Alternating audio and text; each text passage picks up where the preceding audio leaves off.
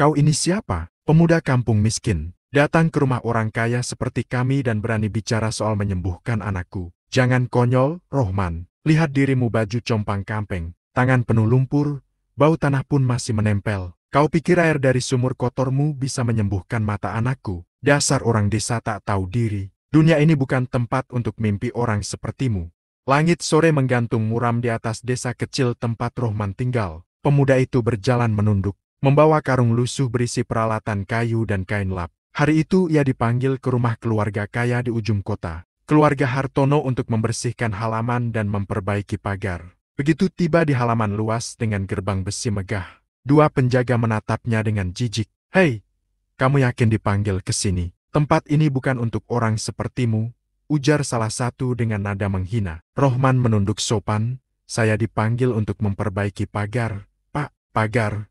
Atau mau cari sisa makanan?" ejek mereka sambil tertawa terbahak-bahak. Rohman hanya diam. Ia sudah terbiasa. Di desa, ia dikenal sebagai anak yatim piatu miskin yang hidup dari kerja serabutan. Tapi di balik kesederhanaannya, Rohman memiliki sesuatu yang tak banyak orang tahu. Kekuatan doa dan keyakinan luar biasa. Saat memasuki halaman rumah besar itu, pelayan-pelayan berbisik sambil menatapnya penuh jijik. Bajunya kusam, sepatunya sobek, dan kulitnya legam terbakar matahari. Namun matanya, jernih dan tenang, seolah menyimpan sesuatu yang suci. Nyonya Hartono keluar dari rumah besar, memakai gaun mahal dan kalung mutiara mengilap. "Jadi ini anak desa yang kau sebut bisa bekerja cepat," katanya sinis kepada pelayan. "Iya, Bu," katanya dia kuat dan murah bayaran. Nyonya itu menatap Rohman dari kepala hingga kaki, lalu mendengus. Lihat penampilannya, bau lumpur, baju seperti kain pel. Rohman hanya menunduk. Dalam hatinya,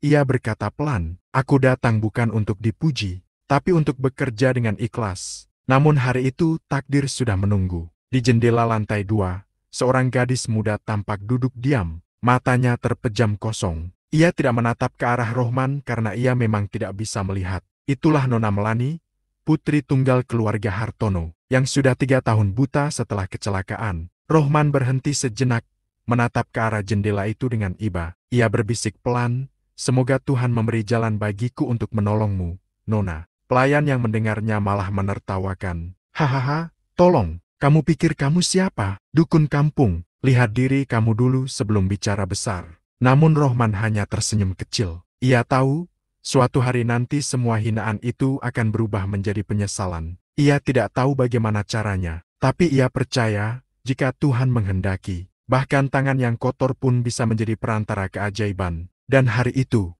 perlahan takdir mulai bergerak. Hari berganti senja ketika Rohman masih bekerja di halaman rumah besar keluarga Hartono. Sementara itu, di dalam kamar mewah di lantai 2, Nona Melani duduk diam di kursi dekat jendela. Ia menatap kosong ke arah cahaya sore yang tak bisa lagi ia lihat. Matanya buram, kosong, tak berwarna bekas. Kecelakaan 3 tahun lalu yang merenggut penglihatannya dan juga senyumnya. Sejak hari itu, rumah megah itu terasa seperti penjara bagi sang putri. Semua pengobatan sudah dicoba dokter luar negeri, tabib terkenal, bahkan ritual mahal, tapi tak ada satu pun yang berhasil. Hanya air mata dan kesepian yang menemani Melani setiap hari. Ibunya, Nyonya Hartono, sudah pasrah namun hatinya keras. Ia tak mau ada orang kecil yang mendekati anaknya. "Lebih baik anakku buta selamanya daripada diobati oleh orang kampung," katanya dengan nada tinggi setiap kali ada yang mencoba menyarankan hal-hal tak masuk akal. Namun hari itu, takdir mempertemukan dua dunia yang berbeda, si kaya yang sombong, dan si miskin yang penuh doa. Saat Rohman sedang menyapu halaman belakang, ia mendengar suara lembut dari jendela atas. "Siapa di bawah sana?" Rohman mendongak. Suara itu begitu halus tapi terdengar getir. "Saya, Nona, Rohman, dari desa. Saya sedang memperbaiki pagar." "Oh, saya kira suara pelayan," jawab gadis itu pelan. "Aku sering mendengar burung-burung sore ini, tapi sayang, aku tak tahu warna mereka lagi." Rohman terdiam. Kata-kata itu menusuk hatinya. Ia melihat wajah gadis itu pucat, cantik, namun kosong tanpa cahaya. "Nona," ucapnya ragu, "jika Nona berkenan, saya mungkin bisa mencoba sesuatu. Saya bisa menyembuhkan mata Nona." Suasana langsung hening. Dari arah balkon terdengar langkah pelayan yang kaget mendengarnya. "Apa kamu bilang?" bentak pelayan itu. Kamu itu cuma pemuda desa, jangan asal bicara hal besar seperti itu. Suara langkah lain terdengar. Nyonya Hartono muncul di ambang pintu balkon. Wajahnya tegas dan marah. Berani sekali kamu bicara begitu di rumahku. Kamu pikir anakku boneka percobaanmu? Katanya tajam. Rohman menunduk sopan, tapi suaranya tetap tenang. Saya tidak berniat kurang ajar, Nyonya, tapi saya hanya percaya. Dengan izin Tuhan, tidak ada yang mustahil. Tawa Nyonya itu meledak sinis. Hahaha, dengar itu. Pemuda kampung berani bicara tentang mukjizat di rumah orang kaya. Sudahlah, kerjakan saja pekerjaanmu dan jangan bermimpi tinggi. Namun suara lembut Melani memotong. Ibu, biarkan saja. Aku ingin mendengar apa yang dia maksud. Nyonya Hartono terdiam sejenak, menatap anaknya yang jarang bicara. Ia mendengus. Baik, tapi ingat, pemuda desa, katanya dengan nada penuh tantangan. Kalau kau bisa menyembuhkan anakku dalam waktu 1 jam seperti yang kau bilang, aku akan menikahkan dia denganmu. Tapi jika gagal keluar dari rumah ini dan jangan pernah kembali. Semua orang di sekeliling terdiam. Pelayan-pelayan menatap Rohman dengan ejekan. Ia menatap ke arah Melani, lalu menunduk dalam. Saya terima, Nyonya, katanya pelan namun mantap. Bukan karena saya ingin menikah, tapi karena saya ingin melihat cahaya kembali di mata Nona. Angin sore berhembus lembut, membawa getar halus yang membuat bulu kuduk siapapun berdiri. Tak seorang pun tahu bahwa malam itu, keajaiban mulai menyiapkan jalannya. Rohman berdiri di tengah ruang tamu mewah keluarga Hartono. Lantainya berkilau bagai cermin, tapi suasananya penuh cemoohan. Para pelayan berbaris di sisi dinding, sebagian tertawa kecil, sebagian berbisik meremehkan. Nyonya Hartono duduk di kursi besar berlapis beludru merah, menatap Rohman dengan tatapan tajam seperti menatap serangga menjijikan. Jadi, katanya dengan nada sinis, kamu bilang bisa menyembuhkan anakku, pemuda kampung sepertimu. Dengan apa? Dengan air sumur desa. Beberapa orang tertawa mendengar ucapannya. Rohman menunduk sopan. Bukan saya, Nyonya, tapi atas izin Tuhan, jika saya diberi waktu 1 jam, saya akan berusaha. Waktu 1 jam. Nyonya Hartono mengangkat alis. Lucu sekali. Tabib dari luar negeri saja tak bisa, dokter paling mahal pun menyerah.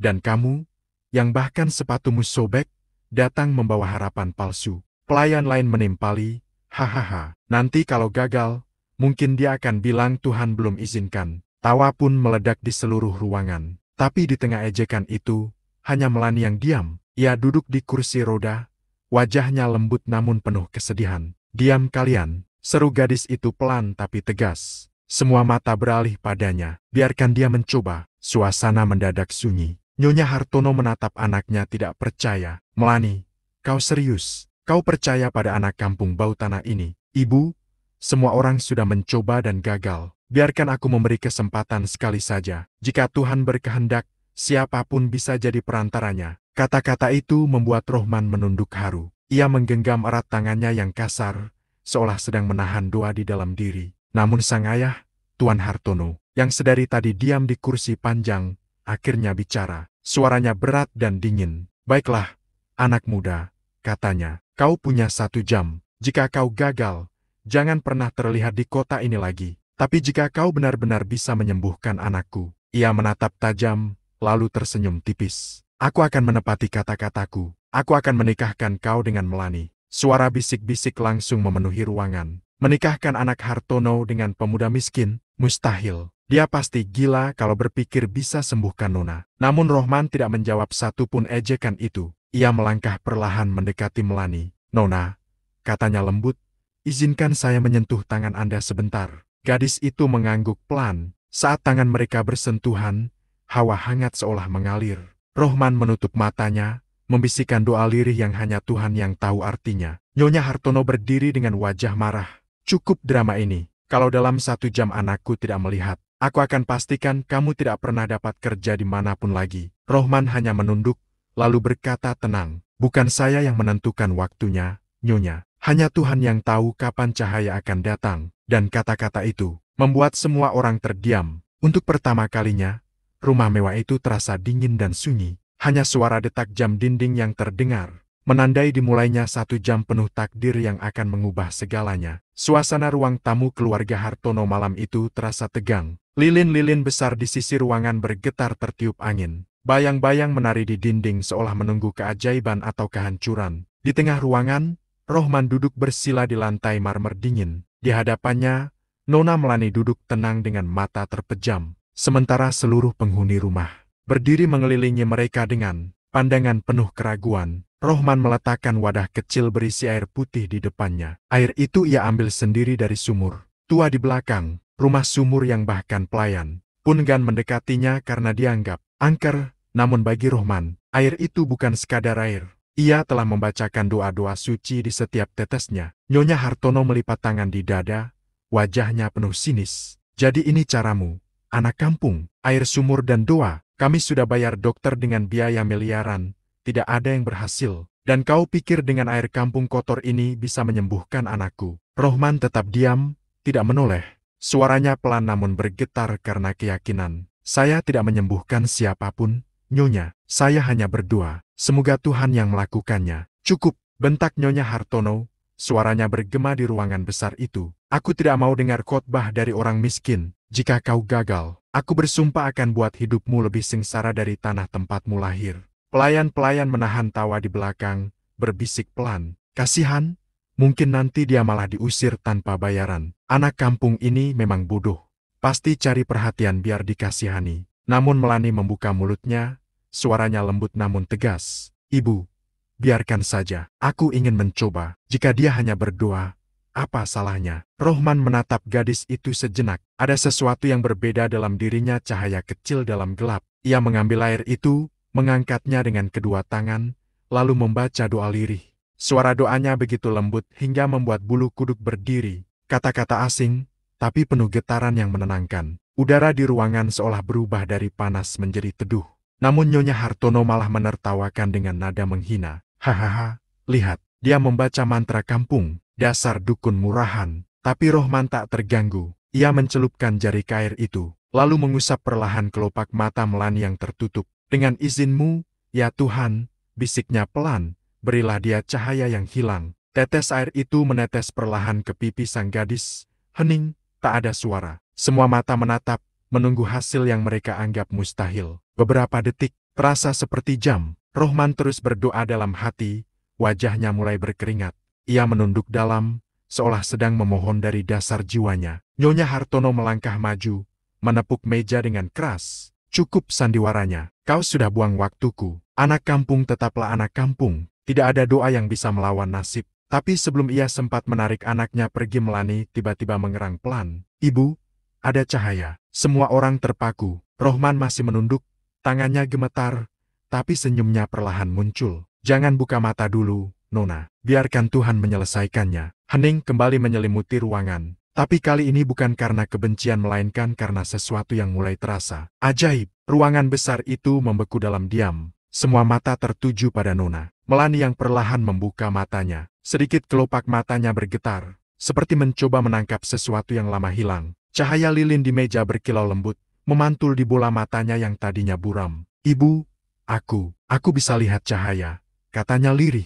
Semua orang menahan napas. Pelayan yang tadi menertawakan kini ternganga. Bahkan penjaga pintu yang biasanya kasar menatap tanpa berkedip. Namun Nyonya Hartono justru menepis perasaan itu dengan kemarahan. Ia melangkah cepat, menarik tangan anaknya. Berhenti mengada-ada. Melani, itu cuma halusinasi. Kau hanya membayangkan karena terlalu berharap. Ibu, sungguh, aku bisa melihat. Samar, tapi aku bisa. Melani menatap sekeliling, matanya berair, wajahnya dipenuhi harapan. Namun ibunya menatap Rohman dengan tatapan tajam penuh kebencian. Kamu pasti melakukan sesuatu padanya. Kamu beri air aneh itu. Aku tahu trik orang kampung sepertimu.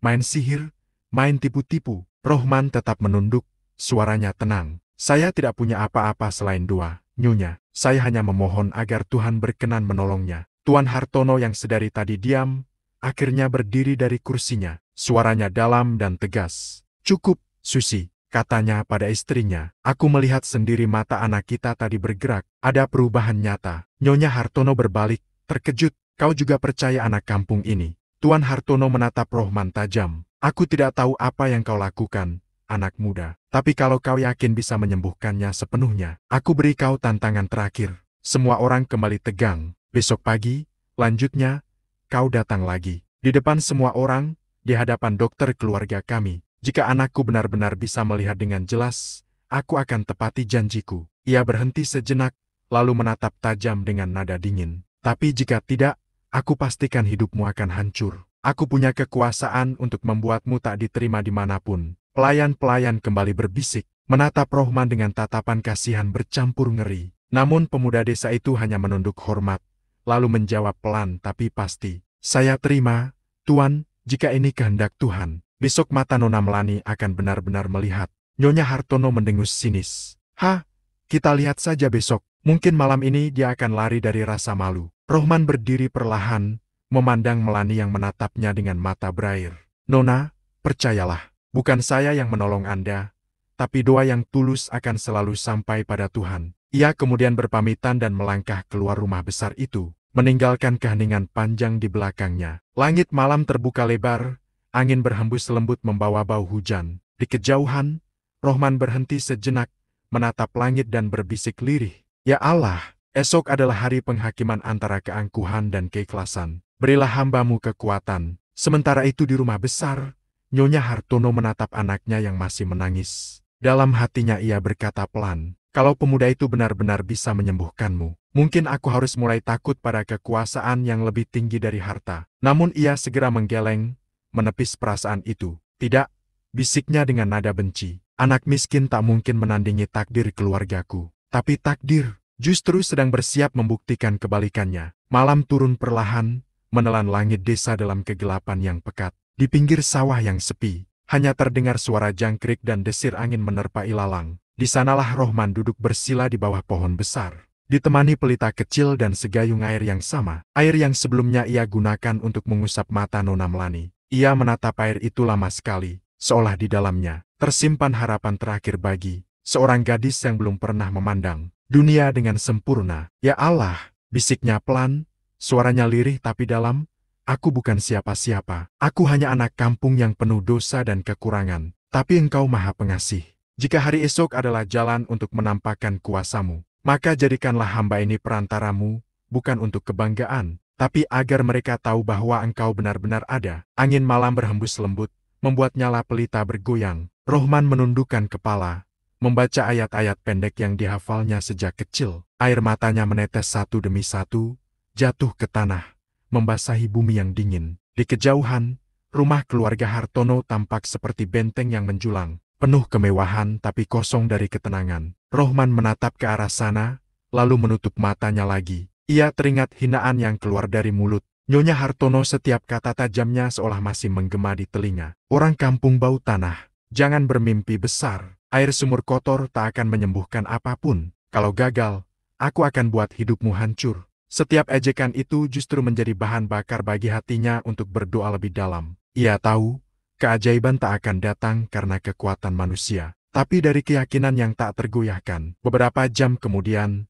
angin tiba-tiba berhenti. Udara menjadi hening, bahkan jangkrik pun seolah berhenti bersuara. Rohman membuka mata dan melihat sesuatu yang tak biasa. Cahaya kecil keluar dari wadah air itu, berkilau lembut seperti sinar rembulan. Ia tertegun, jantungnya berdebar, namun bibirnya tersenyum tenang. Subhanallah, bisiknya pelan. Jika ini pertanda darimu, aku siap besok menerima segalanya, hinaan, ujian, bahkan kebencian. Asalkan anak itu bisa melihat. Ia pun menutup matanya kembali, tenggelam dalam dizikir panjang hingga fajar menjelang. Ayam berkokok di kejauhan, tanda hari baru telah datang. Rohman berdiri perlahan, wajahnya pucat namun tenang. Ia mengambil wadah air yang kini terasa hangat, lalu menatap ke arah rumah keluarga Hartono yang mulai diterpa sinar mentari. Ya Allah, hari ini bukan aku yang diuji, katanya pelan, tapi hati mereka yang sombong terhadap kuasamu. Ia pun melangkah perlahan menuju rumah besar itu, tempat di mana semua orang menunggunya, entah untuk menyaksikan keajaiban atau kehancurannya. Pagi itu rumah besar keluarga Hartono lebih ramai dari biasanya. Para pelayan berlarian menyiapkan kursi,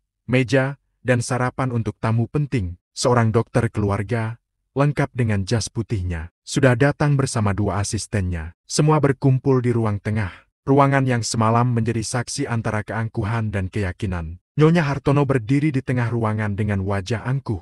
Pastikan semua orang melihat ini, katanya tegas. Hari ini kita akan buktikan omong kosong anak kampung itu. Melani duduk di kursi roda, Wajahnya pucat namun tenang. Sejak pagi ia merasa berbeda, matanya seperti berdenyut lembut. Seolah ada sesuatu yang hidup di dalamnya. "Ibu," katanya perlahan, "malam tadi aku bermimpi. Aku berjalan di ladang, dan ada cahaya besar turun dari langit." Nyonya Hartono hanya mendengus. "Jangan bicara aneh-aneh. Itu cuma mimpi karena kau terlalu berharap." Saat itu, pintu besar rumah terbuka perlahan. Rohman masuk dengan langkah tenang, membawa wadah kecil berisi air yang sama air yang semalam ia doakan hingga subuh.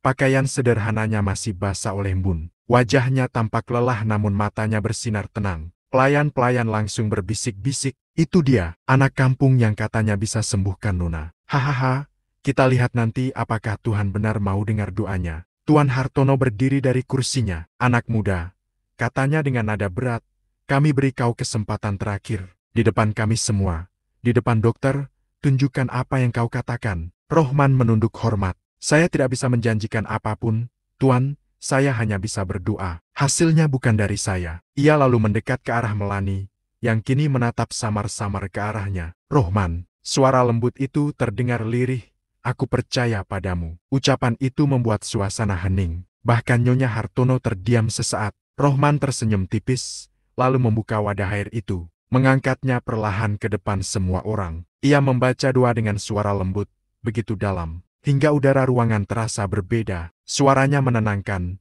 membuat bulu kuduk merinding. Setiap kata mengalun seolah menembus dinding marmer, mencapai langit-langit rumah besar itu. Lalu dengan hati-hati, Rohman mencelupkan jari ke air itu dan mengusap lembut kedua mata Melani. "Dengan nama Allah yang maha menyembuhkan," bisiknya, "bukakanlah mata ini untuk melihat keindahan ciptaanmu." Hening, tak ada yang berani berbicara. Detik pertama berlalu, detik kedua, ketiga, lalu Melani menarik napas dalam-dalam. Matanya bergetar. Cahaya lilin di meja memantul di pupilnya, dan, untuk pertama kalinya setelah 3 tahun, bola mata itu menangkap cahaya dengan jelas. "Ibu," suaranya bergetar, aku bisa melihat Ibu." Ruangan langsung geger. Para pelayan menjerit kecil.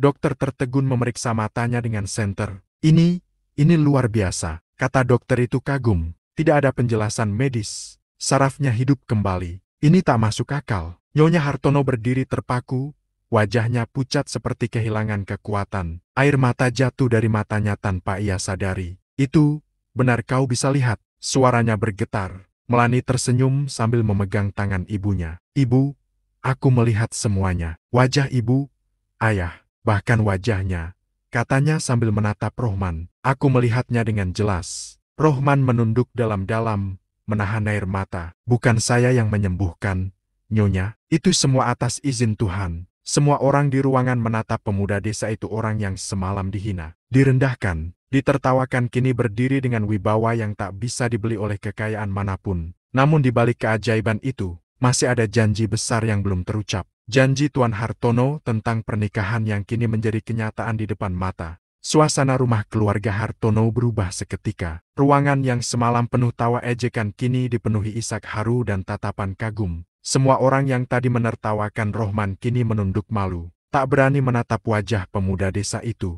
Melani masih memegang tangan ibunya. Matanya berbinar terang seperti anak kecil yang baru melihat dunia untuk pertama kalinya. "Ibu, aku bisa lihat semuanya," katanya dengan suara bergetar. "Lihat, jendela itu, tirai merah, bahkan gelang yang ibu pakai. Warna-warnanya indah sekali." Nyonya Hartono terdiam, matanya berkaca-kaca. Ia menyentuh pipi anaknya, seolah tak percaya bahwa semua itu nyata. "Melani, kau sungguh bisa melihat?"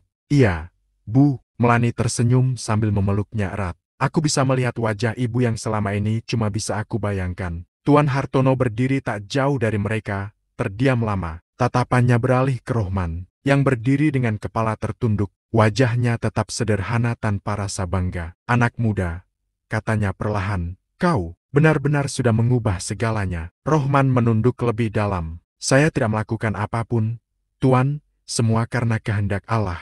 Namun Nyonya Hartono justru jatuh berlutut di depan anak desa itu. Hal yang tak pernah dibayangkan siapapun. Semua pelayan terkejut melihat wanita kaya yang biasanya angkuh, kini menunduk di hadapan seorang pemuda miskin. "Maafkan aku," katanya lirih. Suaranya bergetar penuh penyesalan. "Aku sudah menghina dan merendahkanmu. Padahal Tuhan menaruh kuasanya lewat tanganmu." Rohman terperanjat, segera berjongkok mengangkat nyonya itu berdiri. "Jangan begitu, nyonya. Saya ini bukan siapa-siapa. Saya hanya perantara. Tuhan yang menyembuhkan, bukan saya." Tuan Hartono menatap istrinya yang menangis, lalu menepuk bahu Rohman dengan berat. "Dulu aku menantangmu dengan kesombongan," katanya pelan. "Aku bilang kalau kau berhasil, aku akan menikahkanmu dengan anakku. Janji itu harus kutepati." Rohman sontak menggeleng cepat. "Tuan, tidak perlu. Saya tidak melakukan ini untuk imbalan. Saya hanya ingin menolong." Namun Melani menatapnya dengan mata yang kini bersinar lembut. Wajahnya penuh ketulusan. "Tapi aku ingin menepati janji ayah," katanya lirih. "Aku tidak melihat siapa kau dari pakaianmu, Rohman. Aku melihat hatimu. Saat aku buta, aku mendengar ketulusanmu. Dan sekarang, aku bisa melihatnya." Hening menyelimuti ruangan. Bahkan angin yang masuk dari jendela terasa sejuk, membawa ketenangan. Pelayan-pelayan yang dulu menertawakan kini menunduk dalam rasa malu. Nyonya Hartono menatap Rohman, air matanya terus mengalir. "Jika Tuhan memilihmu untuk membuka mata anakku," katanya lembut, "maka siapa aku yang berani menentang takdir itu?" Rohman hanya terdiam, menatap mereka semua dengan mata yang berkaca-kaca. Dalam hatinya, ia tahu ini bukan tentang cinta atau hadiah, tapi tentang bagaimana Tuhan merendahkan yang sombong dan meninggikan yang tulus. Di luar rumah, matahari mulai naik. Cahayanya masuk lewat jendela besar menyinari wajah Melani yang kini berseri penuh kehidupan. Dan di tengah sinar itu, Rohman menunduk lagi, berbisik dalam hati, "Ya Allah, bukan aku yang besar, tapi Engkau yang maha berkuasa atas segala sesuatu." Hari itu, bukan hanya mata Melani yang sembuh, tapi juga hati seluruh keluarga Hartono, yang akhirnya melihat cahaya yang selama ini tertutup oleh kesombongan. 1 minggu setelah kejadian itu, seluruh desa masih membicarakan nama Rohman. Dari warung kopi sampai masjid, dari sawah hingga pasar, semua orang mengulang kisah yang sama. Pemuda miskin yang menyembuhkan mata anak orang kaya. Namun di tengah semua sorotan itu, Rohman tetap hidup sederhana. Ia masih bangun sebelum subuh, membantu ibunya di dapur, dan pergi ke sawah seperti biasa. Ia tak menganggap dirinya istimewa karena dalam hatinya, semua itu hanyalah bukti kuasa Tuhan, bukan kebesarannya sendiri. Sementara itu, di rumah megah keluarga Hartono, suasana tak pernah lagi sama. Nyonya Hartono tak lagi berbicara dengan nada tinggi, dan Tuan Hartono tampak jauh lebih tenang. Melani setiap hari tersenyum cerah, menatap dunia yang dulu hanya bisa ia rasakan lewat suara dan sentuhan. Suatu pagi, sebuah mobil hitam berhenti di depan rumah Rohman. Dari dalamnya keluar Tuan Hartono dan keluarganya. Penduduk desa yang melihat sontak heboh. Belum pernah orang sekaya itu datang ke rumah gubuk reot seperti milik Rohman. Rohman keluar dengan wajah bingung. Ia menyambut mereka dengan sopan, tanpa rasa takut atau bangga. "Tuan, Nyonya, ada yang bisa saya bantu?" Tuan Hartono tersenyum tenang, lalu menepuk bahunya. "Bukan kau yang akan bantu aku, Rohman, tapi aku yang datang untuk menepati janji." Rohman menunduk, merasa canggung. "Tuan, tak perlu repot-repot, saya sudah ikhlas. Tak ada janji yang harus ditunaikan." Namun Nyonya Hartono memotong dengan lembut. "Janji tetap janji, Nak. Waktu itu, kami berkata, jika kau bisa menyembuhkan anak kami, maka kau akan menjadi bagian dari keluarga ini. Dan Tuhan sudah membuktikan bahwa tanganmu dipilihnya." Melani melangkah maju. Ia mengenakan kebaya putih sederhana, wajahnya bersinar tenang. Tatapan matanya penuh keyakinan. Berbeda jauh dari gadis lemah yang dulu buta dan ketakutan. "Aku yang meminta ayah dan ibu datang," katanya lembut. "Aku ingin menepati janji itu. Karena aku ingin berjalan di sisi orang yang membuatku melihat dunia pertama kali." Suara gumaman terdengar dari kerumunan warga. Rohman terdiam lama, wajahnya menunduk, menahan haru. "Melani, aku hanya pemuda desa. Aku tak pantas berdiri di sampingmu." Tapi Melani tersenyum, mendekat dan berkata, "Justru karena kau pemuda desa, karena hatimu bersih, aku tahu, hanya orang seperti kaulah yang bisa membuatku melihat dengan mata dan hati." Tuan Hartono menatap mereka berdua lama, lalu berkata tegas, "Mulai hari ini, aku ingin semua orang tahu, kekayaan tidak menentukan derajat manusia. Yang menentukan hanyalah ketulusan dan iman." Hari itu juga, keluarga Hartono mengumumkan kabar pertunangan mereka di depan warga desa. Tidak ada pesta mewah, tidak ada kemegahan, hanya doa, nasi tumpeng, dan senyum bahagia. Malamnya, ketika semua orang sudah pulang, Rohman duduk sendirian di bawah langit desa, memandang bintang-bintang. Ia menengadah, berbisik lirih, "Ya Allah, dulu aku dihina karena kemiskinan. Kini Engkau memuliakan aku tanpa aku meminta. Sungguh, Engkau tak pernah salah memilih waktu dan cara untuk menunjukkan keadilanmu. Angin berhembus lembut, membawa suara azan Isya dari kejauhan. Rohman tersenyum. Bagi dunia, ia kini menjadi pemuda ajaib. Tapi bagi dirinya sendiri, ia tetap anak desa biasa yang hanya ingin terus berbuat baik. Karena mukjizat sejati bukan pada kesembuhan mata, melainkan pada terbukanya hati yang sombong untuk mengenal Tuhan.